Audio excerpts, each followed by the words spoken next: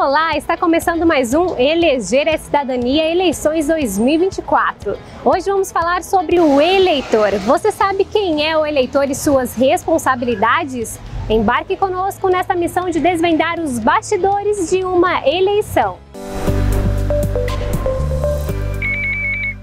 Se alistar junto ao cartório eleitoral torna o cidadão um eleitor. No Brasil, o alistamento é obrigatório para maiores de 18 anos e o voto é facultativo para analfabetos, idosos com mais de 70 anos, jovens entre os 16 e 18 anos.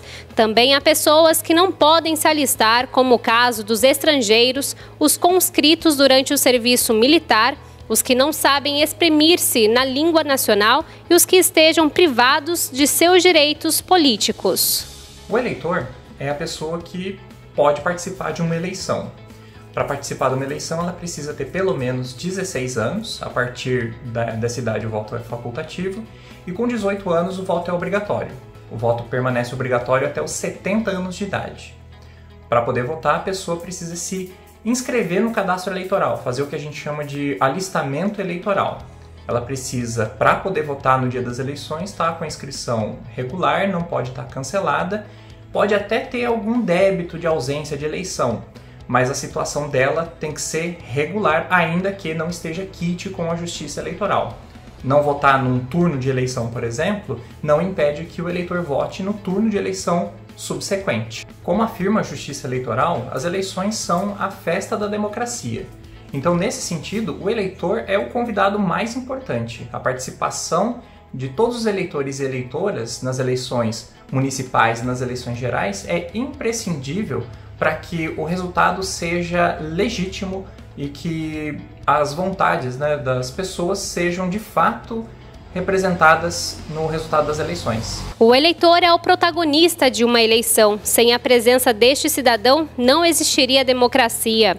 O voto é obrigatório, mas em casos de enfermidades ou quando o eleitor não está em sua cidade de votação ou ainda quando se trata de funcionários civis e militares em serviço, na impossibilidade de votar, esse eleitor deverá se justificar diante o juiz eleitoral em um prazo de até 30 dias após a eleição. Hoje, no Brasil inteiro, mais de 156 milhões de pessoas estão aptas a votar nessas eleições de 2024. A aptidão, ela pressupõe a inscrição regular, mas esse número de eleitores pode mudar significativamente até realmente a data das eleições, porque até o final do mês de abril ainda podem ocorrer regularização de inscrições canceladas e até mesmo a inscrição de novos eleitores para poder votar nessas eleições. A participação de todos os eleitores e eleitoras nas eleições municipais e nas eleições gerais é muito importante. Por quê?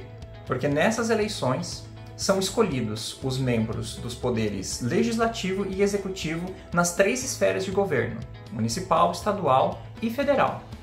Então, são escolhidos os vereadores, prefeitos, deputados estaduais, governadores, deputados federais, senadores e presidentes da República. Assim, com um número grande de participantes, quanto mais eleitores participam do processo eleitoral, mais legítimo é o resultado e também maior é a chance de que a vontade da maioria na escolha desses representantes seja manifestada nas urnas. Considerando a importância desses cargos e o impacto que essas atividades têm na vida do cidadão e da cidadã, é muito importante o eleitor ter bastante consciência na hora de exercer o seu voto. Ter consciência das consequências das escolhas feitas nas urnas e da importância de se pesquisar bastante sobre o que os candidatos e candidatas já fizeram no passado e quais são as propostas que eles têm para o futuro. Os sistemas de votação foram mudando ao longo dos anos, se atualizando e modernizando de forma a facilitar o voto e a apuração. Hoje contamos com a urna eletrônica, um método seguro e sistema com um ótimo funcionamento. Entre as evoluções, o fácil acesso à informação pelo site do Tribunal Superior Eleitoral, como local de votação, orientações de documentos, voto em trânsito, entre outras informações importantes para o bom andamento das eleições.